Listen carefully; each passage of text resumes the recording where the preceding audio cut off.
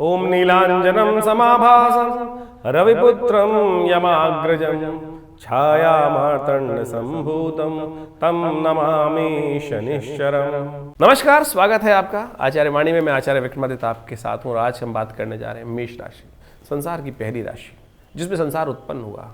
उस राशि वालों के लिए शनि महाराज क्या करने वाले हैं। शनि महाराज आपकी राशि के दृष्टिकोण से यदि हम बात करें कि पिछले 2 साल से जिन पदों के साथ चल रहे थे, स्वर्ण पादों से युक्त होकर चल रहे थे, और हमें दिखाई देता है कि शनि ने कई चिंता परेशानी के साथ आपका समय परेशानी में डाल रखा होगा। साथ साथ कई बार परिवार में, बाहर में सामंजस्य बिठाने में कई बार आपने बहुत बर्दाश्त किया होगा, बहुत चीज़ों को चलाने का प्रयास किया होगा। और साथ साथ ये परिवर्तन का वर्ष है 2025। कई बार लोगों ने आपको भय से ग्रसित भी करने का प्रयास किया होगा कि 7.5 शुरू होने वाली है। जी हाँ, 7.5 शुरू होने वाली है। बिल्कुल 2025 में शनि महाराज का परिवर्तन का योग है। और शनि का क्या परिवर्तन, समस्त ग्रह परिवर्तन की तरफ जा रहे हैं 2025 में। ये ऐसा वर्ष है, बहुत वर्षों बाद योग बना है कि सारे ग्रह परिवर्तन की तरफ, सूर्य, चंद्र, मंगल, बुध, बृहस्पति, शुक्र, शनि, राहु, केतु, हर एक की गति अलग है लेकिन सारे के सारे परिवर्तन की तरफ जाएंगे। और शनि महाराज का जो परिवर्तन विशेष तौर पर है वो स्वर्ण पद से रजत पद की तरफ, चांदी के पैरों के युक्त हो जाएंगे चलते चलते। और वो परिवर्तन जो है वो आपके लिए समृद्धि का योग भी बना सकता है। जब कई बार शनि महाराज की सब 7.5 शुरू होती है ना, 7.5 शुरू हो गई तो क्या होता है कि वो आगे आने वाले बड़े पहाड़ को लोग समझ नहीं पाते हैं। यदि आपने अपना तीसरा नेत्र, ज्ञान का नेत्र खोल के, तीसरा नेत्र रुद्र वाला नेत्र नहीं, ज्ञान का नेत्र। देखिए बृहस्पति महाराज एक बात समझ लें, आपकी राशि, मेष राशि वालों समझ लो कि आपके शनि 12वें भाव में चले जा रहे हैं आपकी राशि के दृष्टिकोण से। और वो राशि किसकी है? बृहस्पति की राशि है। बृहस्पति के घर जाकर यदि शनि ने अपनी नेत्र को यूज किया तब तो बर्बाद कर देगा।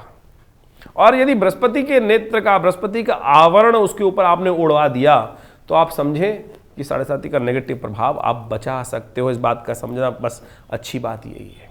और यदि बृहस्पति की ताकत को आपने बढ़ा लिया, क्या देखो ये पीले रंग का वस्त्र, हल्का सा पीला रंग कहीं ना कहीं टच रखो, ज्ञान का टच, कहीं ना कहीं अपने माथे पर हल्दी का टीका, कहीं ना कहीं विशेष तौर पर बृहस्पति, गुरु का सानिध्य, कंसल्टेंट, अच्छे विचार वाले लोग, अच्छे विचार। अब अच्छे गरीब विचार वाले तो विशेष तौर पर हो जाते हैं, अच्छों को अच्छे मिल जाते हैं, खराब को खराब मिल जाते हैं। यदि अच्छे लोगों का साथ आपको मिल गया तो समझ लें ये जो रजत पद है शनि के, वो आपके लिए कष्ट निवारण का योग बना सकते हैं। बृहस्पति को ताकत देना, शनि को ताकत, शनि का उपाय करना। शनि और बृहस्पति जो है ना, बड़े एक दूसरे के परम घोर विरोधी माने जाते हैं। क्यों? क्योंकि शनि को बर्दाश्त नहीं है कि बृहस्पति के ज्ञान को हम लें। क्योंकि एक बार कथा आती है महाराज विक्रमादित्य की, वो भी हम आपको बताएंगे कहा। लेकिन हम ज्योतिष के दृष्टिकोण से बता दें आपको, विशेष तौर पर ये जो ग्रहों का योग बन रहा है आपकी 7.5 है, लेकिन आपने बृहस्पति का यदि उपाय करते रहे, बृहस्पति को ताकत देते रहे, ज्ञान का सहारा लेते रहे, गुरुजन का सहारा लेते रहे, पांडित्य का उपयोग करते रहे, तो हमें ऐसा दिखाई देता है कि ये परिवर्तन, चाहे 7.5 का परिवर्तन है, ये आपको सम्मान भी दिला सकता है, ये आपके नुकसान को भी बचा सकता है। और खास तौर पर ये विशेष तौर पर सुख समृद्धि के योग भी बना सकता है। लेकिन अगर आलस्य में रहे, शनि ने अपना प्रकोप बढ़ा दिया, शनि से आप डर गए, शनि का आवरण ऐसा होता है ना, कई बार कोई व्यक्ति अब जब आता है आप पे अपना प्रभाव डालने का प्रयास करता है, और हम यदि उसके प्रभाव में आ गए, उसके अनुसार चलना शुरू कर दिया। शनि की चाल क्या है? शनि की चाल है, शनि विशेष तौर पर क्या है, कहा जाता है शुष्कोदर, खाना ठीक टाइम पे ना खाया। शनि की का प्रतीक है जिद, शनि जिद अपने ऊपर ओढ़ ली। शनि का प्रतीक है शनि धीरे धीरे कार्य करना, लंगड़ा कर कार्य करना, रगड़ रगड़ कर कार्य करना। शनि का प्रतीक है विशेष तौर पर अपनी ही बात चलाना, पिता से रुष्ट हो जाना, बड़े सम्मानित व्यक्ति से रुष्ट हो जाना, नहीं मैं तो ऐसे ही करूंगा, बस ये ओढ़ लिया शनि को तो 7.5 चढ़ गई। ओढ़ना किसको है? बृहस्पति को। बृहस्पति को ताकत देने की प्रयास करना। बृहस्पति का ट्रांजिट जो है इस वर्ष आपके लिए बेस्ट है, बेस्ट, जी हाँ बहुत बढ़िया है। बस यही 7.5 से बचने का उपाय है। 7.5 से बचना चाहते हो तो मेष राशि वालों विशेष तौर पर हनुमान जी का सानिध्य, गुरु का सानिध्य, हनुमान चालीसा का पाठ किया ना, जय जय जय हनुमान गोसाई कृपा करहु गुरुदेव की नाई। तो मेष राशि वालों यही आपको सानिध्य चाहिए, हनुमान जी का पाठ। हनुमान जी के चरणों को पकड़े रखो, सुंदरकांड का पाठ मंगलवार के मंगलवार करे जाओ। ये 7.5 क्या कर लेगी? बहुत सारे लोगों ने आपको डराने का प्रयास किया होगा, लेकिन हमने इस चैनल के माध्यम से आपके समक्ष वो सत्य को ला के रख दिया है। यदि मेष राशि वालों इसको कर लिया ना तो शनि क्या कर लेंगे, आप चिंता ना करें। शनि भी हनुमान जी से डरते हैं। भगवान कृष्ण का साथ लेने का प्रयास करें। भगवान कृष्ण के मंत्र ओम नमो भगवते वासुदेवाय, इस मंत्र का जप नित्यपति यदि करने का प्रयास कर दिया, सत्य माने शनि की ये 7.5 का जो प्रभाव शुरू होने वाला है, पूरा विश्व कई बार मेष राशि वालों को घबरा देता है 7.5 इस वक्त शुरू होने वाली है, लेकिन यदि ये कर लिया तो 2025 आपका है। जी हाँ, 2025 आपका है। और नहीं किया, शनि का प्रभाव अपने ऊपर ओढ़ लिया, शनि से डर गए, तो फिर क्या होगा? महाराज विक्रमादित्य के साथ जो हुआ था, महाराज विक्रमादित्य की कथा एक आती है जो बृहस्पति और शनि के संबंध में है। इसी कलिकाल में घटी, आज से करीब 2000 वर्ष पूर्व। मैं आपको उसका साफ समझाने का प्रयास करता हूँ। शनि और बृहस्पति का योगा योग जो होता है वो बहुत ज़्यादा शुभ नहीं माना जाता। इसके बारे में शास्त्र में कथा आई है कि महाराज विक्रमादित्य का राज्य चल रहा था और शनि और बृहस्पति में किसी न किसी कारण से विवाद हुआ। कहा जाता है महाराज विक्रमादित्य जो उज्जैनी के राजा थे, उनके बारे में न्याय ऐसा कहा जाता कि उनसे बड़ा कोई न्याय कर नहीं सकता था। आज जो हमारी जो विक्रमादित्य संवत चल रहा है, जिस वक्त भारतीय संस्कृति में सनातन पद्धति के अनुसार से जो काल गणना है वो महाराज विक्रमादित्य के नाम से ही संवत चलता है। और संवत जो अभी चल रहा है वो विशेष तौर पर 2082 आरंभ हुआ, चाहता है 81 अभी चल रहा है। और ऐसे में आज से करीब करीब 2082 वर्ष पूर्व ये घटना घटती है, जिसके अंदर शनि और बृहस्पति दोनों महाराज के दरबार में उपस्थित होते हैं। और उस घटना को समझा जाता है कि दोनों के दोनों अपने विवाद को लेकर भगवान विशेष तौर पर महाराज विक्रमादित्य के समक्ष जब उपस्थित होते हैं, तो दोनों के विवाद को सुनने के बाद महाराज जो है कि इस बात को हम समझें कि जो न्यायाधीश होता है वो कभी इमोशनल फैक्टर में नहीं जाता, ना तो किसी की भावनाओं से ग्रसित होता है, तभी वो न्याय कर सकता है। और न्यायाधीश बड़ा निष्ठुर भी माना जाता है। वो ना तो अपना नुकसान देखता है ना फायदा देखता है। जो अपना नुकसान देखकर और अपने फायदे को देखकर न्याय करे, फिर वो न्याय थोड़ी हुआ। और महाराज विक्रमादित्य का न्याय तो जग प्रचलित था। उन्होंने बृहस्पति के संबंध में अपना न्याय दिया। उनकी बातों को सुनकर शनि वहाँ बड़े रुष्ट हुए और कहा गया कि कोई बात नहीं महाराज, आपने आज जो न्याय दिया है, जब मेरा समय आएगा तब मैं आपको बताऊंगा कि शनि का प्रभाव क्या होता है, शनि कैसे कैसे स्थिति बनाता है। कहा जाता है कि महाराज की भी दशा, हर व्यक्ति जो जन्म लिया है वो कहीं ना कहीं ग्रहों के दिशा में चल ही रहा है।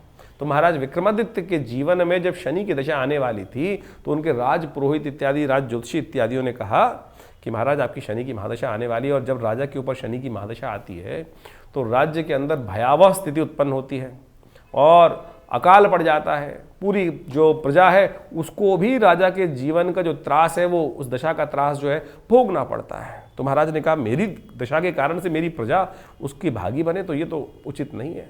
मैं एक काम करता हूँ, कुछ वर्ष के लिए संन्यास दे देता हूँ। तो कहा जाता है महाराज संन्यास लेकर चले गए आगे। कुछ जाते जाते कुछ काशापण सोने इत्यादि की अपने जीवन को चलाने के लिए वो ले गए थे। एक जगह जब शनि की दशा आरंभ हो गई तो उन्होंने, कहा जाता है कि कुछ खाने के लिए एक जगह से कुछ छोले चने इत्यादि मांगे।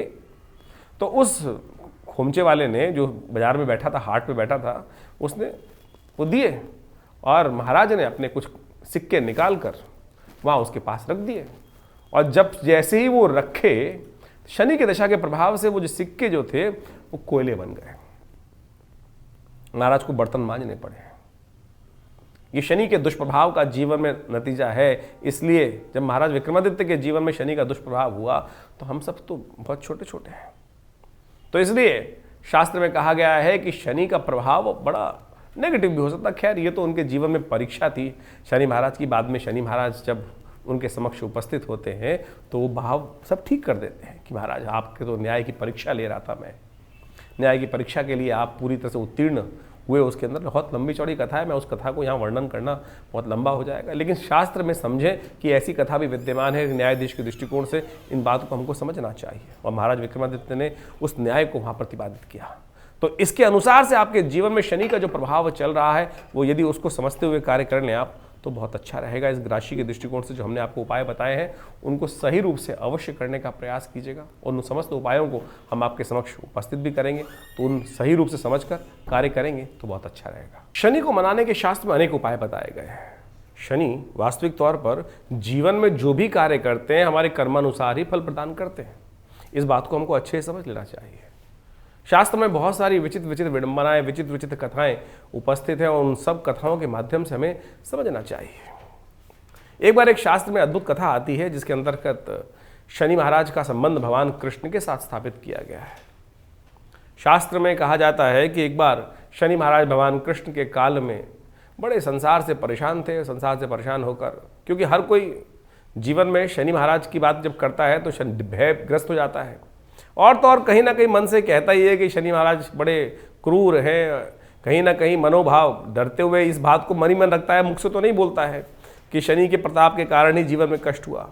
तो शनि इन सब भावों को समझकर एक बार बड़े रुदन करते हुए भगवान कृष्ण के समक्ष उपस्थित हुए, और भगवान कृष्ण के समक्ष उपस्थित होने के बाद उन्होंने अपनी करुण गाथा जो थी वो विशेष तौर पर भगवान कृष्ण के समक्ष उपस्थित करी, और भगवान कृष्ण से कहा कि संसार में सबसे ज़्यादा लोग जो भी मेरे बारे में बड़े गलत बात करते हैं और हमेशा हर चीज़ का दोष मुझ पर ही मढ़ देते हैं।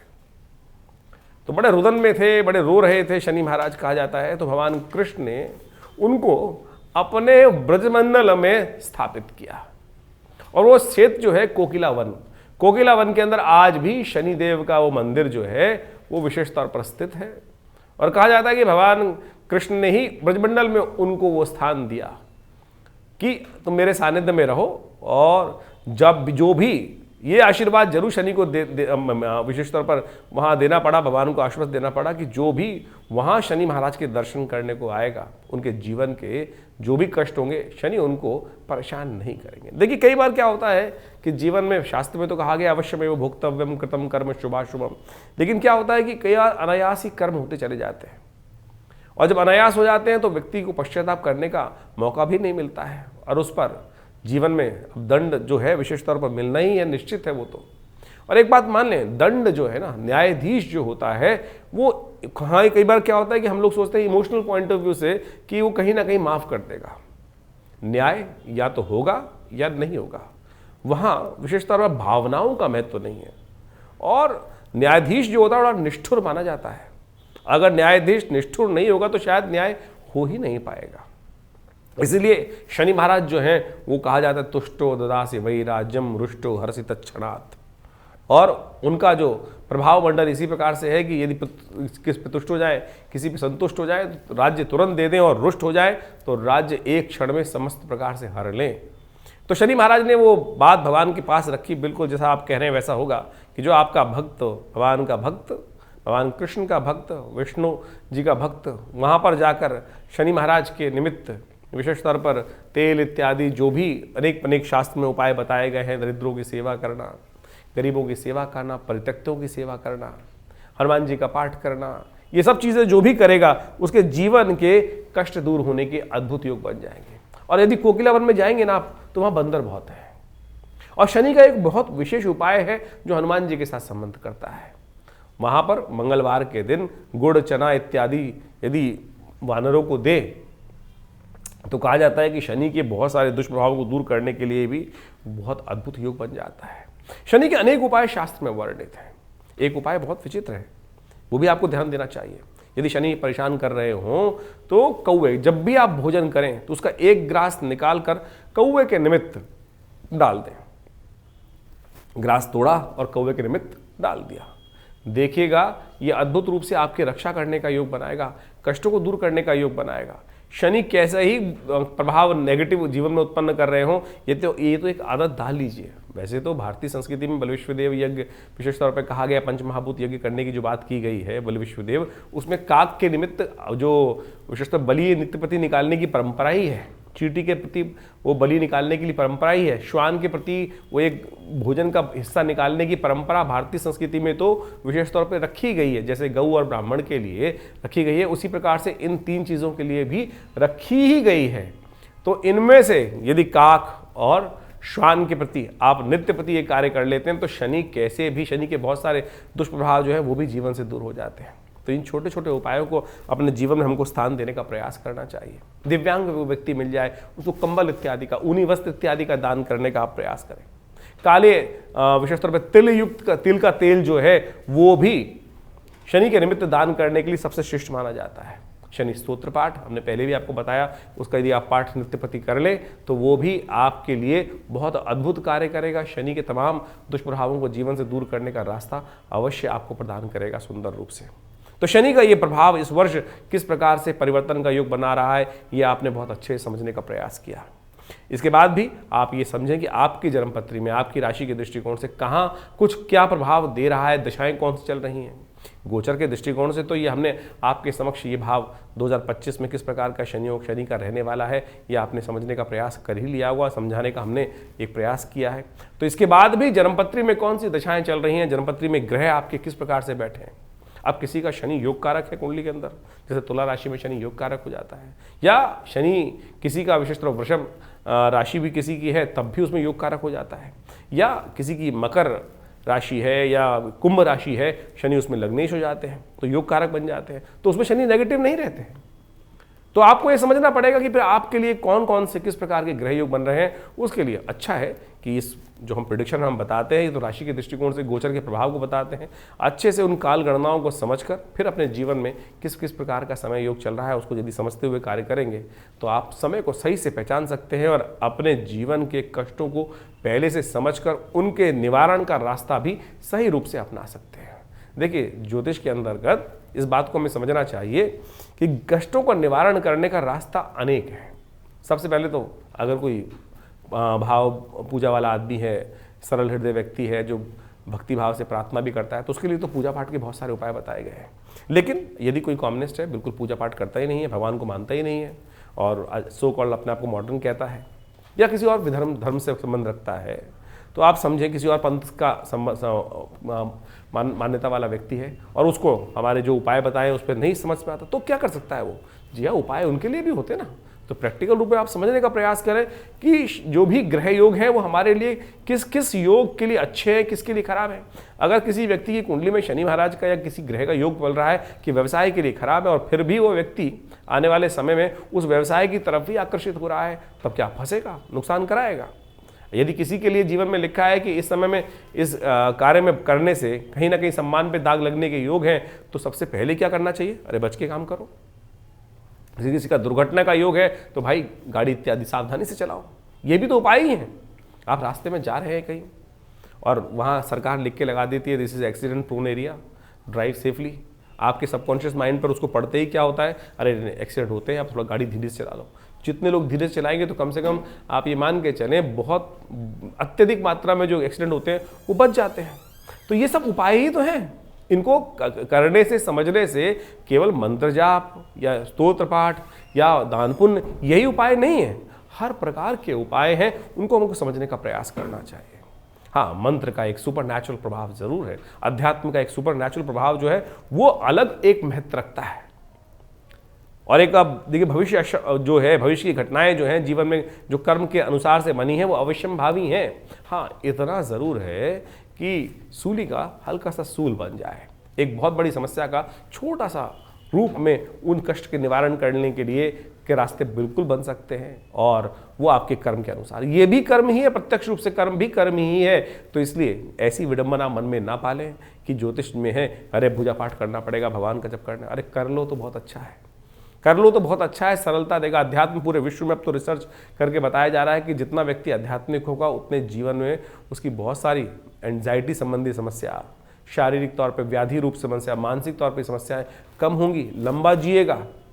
और जितना अध्यात्म से शून्य व्यक्ति होगा, जो उनमें बहुत सारी और समस्याएं जीवन में उत्पन्न हो जाती हैं, उसको हर चीज़ अपने आप करनी है और कहीं ना कहीं व्यक्ति, ऐसा व्यक्ति जो है उदासीन हो जाता है। आप देखें पूरे विश्व में आज जो जो धर्मनिरपेक्ष देश अपने को कहते हैं, वहाँ सुसाइडल टेंडेंसीज कितनी ज़्यादा हैं। आज भारत के अंदर भी जितने लोग धर्म को सही रूप से समझ नहीं रहे हैं और केवल बाह्य रूप समझने का प्रयास करते हैं, उनके मनोमस्तिष्क में इस प्रकार की भाव उत्पन्न हो जाते हैं कि वो अपने आप को जो विशेष तौर पर गलत तरफ उद्धृत कर देते हैं, गलत तरफ चले जाते हैं। लेकिन सनातन भारतीय संस्कृति में इसको महापाप कहा गया। तो वो कारण क्या है? क्योंकि अध्यात्म हम सही रूप से समझ नहीं रहे हैं। तो इसलिए ज्योतिष को सही रूप से समझने का यदि हम प्रयास करें, और हम लगातार इस क्षेत्र में आपके साथ लगातार जुड़कर आपके ग्रहों गणों के दृष्टिकोण से इस वर्ष को शुभ करने के लिए बहुत सारे उपाय आपके समक्ष बताते रहते हैं। आशा करते हैं इस पूरे सिद्धांत को आप सही से समझकर अपनी राशि के अनुसार से जीवन में सुख, समृद्धि, सफलता की तरफ अग्रसित होने का प्रयास करेंगे। वर्ष आपके लिए बहुत शुभ रहेगा।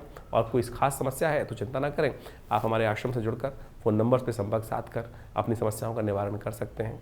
और हमसे मिलने के लिए रविवार को यदि आप कोई बहुत बड़ी कष्ट है, कोई अपॉइंटमेंट नहीं लेना चाहता है तो चिंता ना करें। रविवार को सुबह 8 से 10 बजे तक विवेकानंद योगाश्रम दिल्ली में जमुना पार लक्ष्मी नगर क्षेत्र में आप स्वयं आ सकते हैं और वहाँ आकर हमारे साथ यज्ञ में भाग लेंगे और अपनी बात करेंगे तो हम अवश्य कुछ ना कुछ रास्ता आपके साथ जुड़कर आगे बढ़ने का अवश्य बना के देंगे आपको।